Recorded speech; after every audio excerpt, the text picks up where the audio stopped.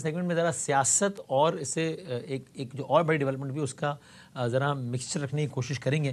ہمارے عزیز جناب محسن بیگ صاحب بہت سینئر صحافی ہیں, بہت کنیکٹڈ ہیں, ویسے تجزیہ کار ہمارے ساتھ موجود ہیں. جناب محسن بیگ صاحب میں بہت شکر گزار ہوں, thank you very much for time. آج ایک بڑا فیصلہ ہے, اسلام آباد ہائی کورٹ کے ایک جج کو گھر بھیج دیا گیا ہے جعلی ڈگری کی بنیاد پر.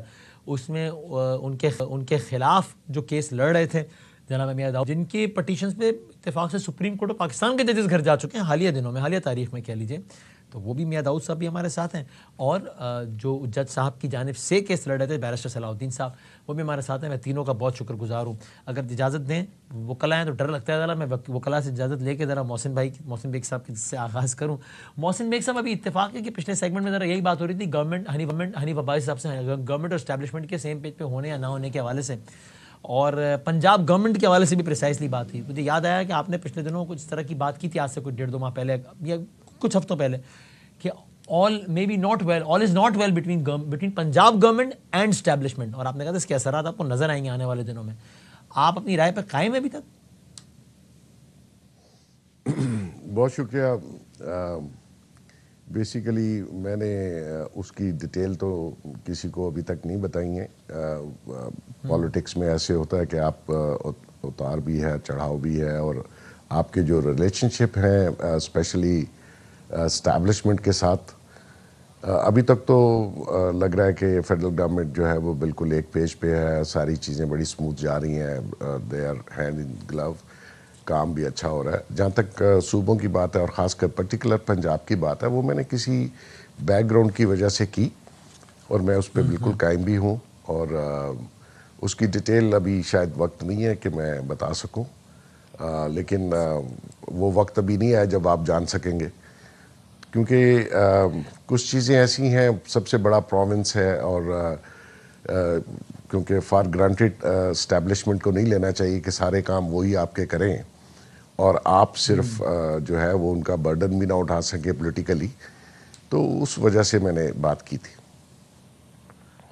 صحیح, لیکن چونکہ وہ پچھلے دنوں محمد مالک صاحب بھی یہ خبر دے رہے تھے کہ باقاعدہ بات پہ ایک صوبے کے حوالے سے جو کہ پنجاب کی طرف اشارہ لگ رہا تھا, کہ رائے کا اظہار کیا گیا ریاستی اداروں کی کسی میٹنگ میں, اس میں کہ بڑے بڑے پروگرامز ہوتے ہیں, ایک پروگرام پہ اتنے کروڑوں خرچ ہو جاتے ہیں, اور وہ یعنی ڈلیوری اور یہ ساری چیزوں پہ.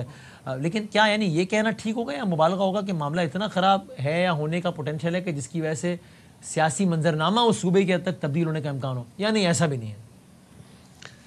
نہیں, ابھی ایسا نہیں ہے. دیکھیں, ٹو بی آنیسٹ کافی کام انہوں نے اچھے بھی کیے ہیں, جس کو میں بھی اپریشیٹ کرتا ہوں, لیکن کچھ کام ایسے ہیں جو میں سمجھتا ہوں کہ گورنمنٹ کی ہیڈ ہیں میڈم, تو ان کو بہت ہی سوچ سمجھ کے چلنا چاہیے. ان کے نون لیگ کا جو ووٹ بینک ہے اور بیس ہے وہ پنجاب ہے, اور پنجاب پروونس جو ہے وہ پاکستان کو ڈرائیو کرتا ہے کہ وہ اگر پنجاب گورنمنٹ چاہے گا تو وہی فیڈرل گورنمنٹ بنا سکے گا. تو ایسی صورت میں انہوں نے نہ تو تنظیم سازی کی, نہ اپنے لوگوں کو اس طریقے سے اپریشیٹ کیا. جو ایم پی ایز ہیں وہ بیوروکریٹس کے ساتھ ایک ٹرائکا سا بنا ہوا ہے وہاں پہ, اس کے ساتھ وہ گورنمنٹ چلا رہی ہیں, اور وہ نیچرلی پھر آوازیں آتی ہیں, اس میں کرپشن کی آوازیں ہیں, جو بیوروکریٹس وہاں پہ لگے ہوئے ہیں اور کئی عرصے سے لگے ہوئے ہیں, اور جو منمانی وہ کر رہے ہیں, اور جس طریقے سے وہ پروونس اور میڈم کو وہ گائیڈ کر رہے ہیں. پولیٹیکلی جو بھی لیڈر ہوتا ہے اس کو عوام کی پلس اور عوام کے فائدے کے لیے سوچنا, نہ کہ بیوروکریٹ نے ووٹ جا کے نہیں لینا. تو اس لحاظ سے میں یہ سمجھتا ہوں کہ ابھی بھی ان کے پاس ٹائم ہے, وہ اپنی پارٹی کو اسٹرینتھن کریں, اور وہ جو یہ جو کرپٹ ٹائپ بیوروکریٹ پنجاب میں لگے ہوئے ہیں ان سے جان چھڑائیں, اور کوئی مسئلہ نہیں ہے. ورنہ تو دیکھیے الیکشن 2 سال کے بعد پھر ہے, اگر وہ یہ سمجھیں کہ اسٹیپ کرنا ہے, اور وہ سمجھتے ہیں کہ ہم شاید اسٹیبلشمنٹ کی مجبوری ہوں گے, تو مجبوری چینج بھی ہو جاتی ہے. اور جو ہے آپ کی سلیکشن ہے, اگر سارا کام انہوں نے کر کے دینا ہے تو naturally why then you they will select somebody else. تو میں یہ کہہ رہا ہوں کہ ایک بڑی پارٹی ہے, ووٹ بینک بھی ہے, اس کو اسٹرینتھن کرنے کی بجائے بیوروکریٹس کے سر پہ آپ پنجاب چلا رہی ہیں, جو کہ مناسب نہیں ہے. ٹھیک ہے، نوٹڈ، بالکل صحیح ہے. اچھا اوکے، محسن بیگ صاحب، اب ظاہر ہے یہ سوال پاکستان کے مجموعی سیاسی منظرنامے سے جڑا ہوا ہے. آپ کو لگتا ہے کہ ریاستی اداروں میں، ظاہر ہے ہم نے ایک ٹکراؤ کی مثالیں دیکھی ہیں حالیہ تاریخ میں، مشرف صاحب کے زمانے میں دیکھی تھی، پھر افتخار چودھری صاحب کے زمانے میں دیکھی، اس سے پہلے بھی دیکھ چکے ہیں. آپ کو اس موجودہ منظرنامے میں ایسا کوئی بھی امکان نظر آتا ہے، یا آپ کو لگتا ہے کہ نہیں صاحب اب کہاں، اب تو 26ویں 27ویں کے بعد اب یہ کوئی چیلنج نہیں ہے کوئی یہ ریاست کے لیے یا حکومت کے لیے؟ دیکھیے، پاکستان ایک واحد کنٹری ہے، یہاں کبھی بھی کسی وقت بھی کچھ بھی ہو سکتا ہے، لہٰذا کسی چیز کو نظر انداز تو کرنا نہیں چاہیے. رہ گئی بات صحیح یہ ہے. میں سن رہا ہوں، میں نے یہ کیس نیوز پیپرز میں ہی پڑھا جہانگیری صاحب کا. دیکھیں، قصور دونوں سائیڈوں سے ہی ہے. جوڈیشری کی جو ہمارے ہاں ہسٹری ہے وہ اتنی بھیانک اور اتنی پور ہے کہ اس پہ تو ماتم بھی بندہ نہیں کر سکتا، کیونکہ ہم پوری دنیا میں اس جوڈیشری نے جو ہم آیا ہوا ہے وہ کسی ادوار میں ہو، جہانگیری صاحب کی بات پرٹیکولر میں نہیں کر رہا، پچھلے ادوار میں بھی آپ دیکھ لیجئے گا، اور جو ججز کا کنڈکٹ ہے. اب دیکھیے، جہانگیری صاحب پہ یہ سٹوری آئی، چیزیں آئیں، کیس ہو گیا.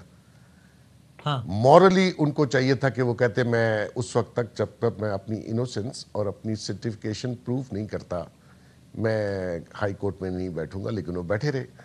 دوسری بات، آپ بھی اسٹوڈنٹ رہے، میں بھی رہا، میں اسٹوڈنٹ لیڈر تھا، میں بہت سارے اپنے اسٹوڈنٹس کے لیے یہ ایشوز حل کرتا تھا کیونکہ الیکشن لڑنا ہوتے تھے.